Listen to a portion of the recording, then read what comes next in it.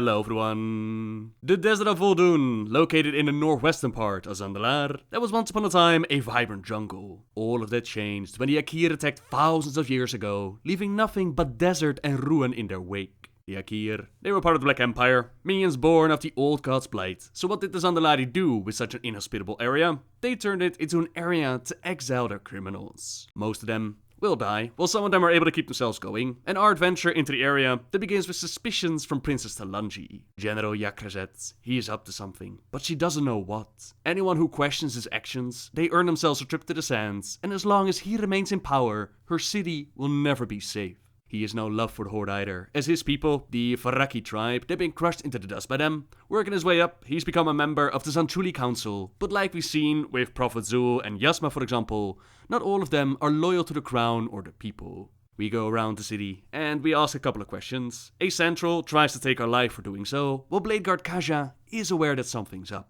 Warguard Rakera spoke out, and no one has heard from her since. Rumor has it that she too was exiled to Vol'dun, so we mount up, we fly into the zone, and we get shot down by lightning. Yakrazet has already found some allies in the desert, the snake people called Sefrak. Their Emperor Kortek is the one who used his power to strike us down, and next thing we know, we wake up in jail with a Valpera called Nisha. The Valpera are not too friendly with the Sefrak, and our quest becomes finding and helping our team again. Locate Rakera, whose mind has been taken by a cult worshipping the Loa Akunda. Discover what Yakrazet and Kortek are up to, what they're trying to accomplish, and as it turns out, not all of the Sefrak are that bad.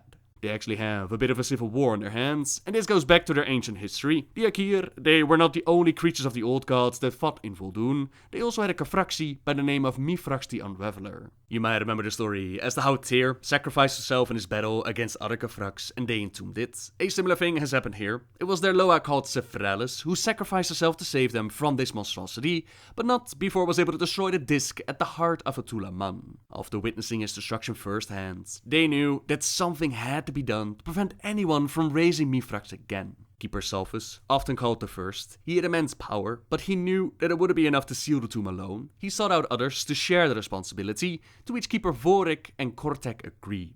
They sealed Mifrax within the Great Pyramids, each of them holding one of the keys, but as the sands continued to spread, Kortek grew hungry for war. He raised an army of like-minded Sefrak, and they began to slaughter those who opposed them. Keeper Sulfus, he was the first of all, but not before safeguarding his key. We actually find his key, and we bring it to Keeper Vorik, who realizes that the time of hoping to convince Kortek in a peaceful manner, that time has passed. It's time to take action, as we confront the so-called Emperor, and we actually take care of him, but this only allowed the troops to steal our keys away, with General Yakrazet going after his weapon. A tunnel leads us into the tomb of Mifrax, where Yakrazet has already begun the ritual. We try to stop him before it's too late, and sure enough, we are able to defeat the general, but an in-game cutscene that's not implemented quite yet, that will show us that we were too late. It's a miracle. We survived it all. The Loa Sefralis, she saved us and gets us out of Atula Man. But Mifrax has been summoned and is now a massive threat.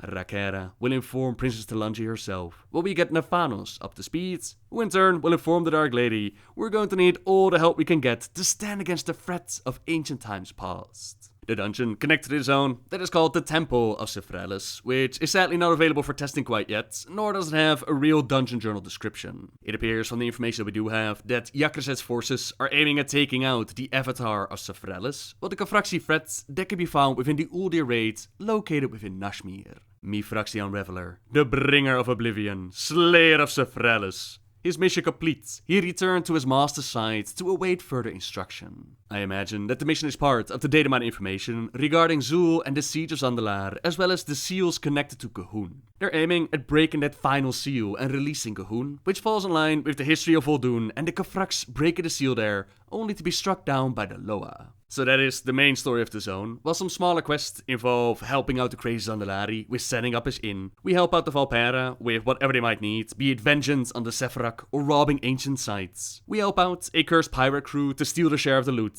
We help out some of the Exiles that are dealing with other not-so-friendly Exiles. We take care of business within the Ash Vein trading company that's hanging out in the area, while we also deal with the Naga threatening Tortollans. In ancient past, they got their asses kicked by the Tiger Loa, but a curse is placed upon his followers, keeping them locked in eternal battle. The Ring of Tides is the prize that the Naga are trying to claim now, so we take it instead, while also securing the area for the Tortollan and earning the favor of the Loa. And that is the short version of the story in Vol'dun. So thank you very much for watching, everyone. Subscribe and ring that bell if you like my videos. Leave a like if you enjoyed this one.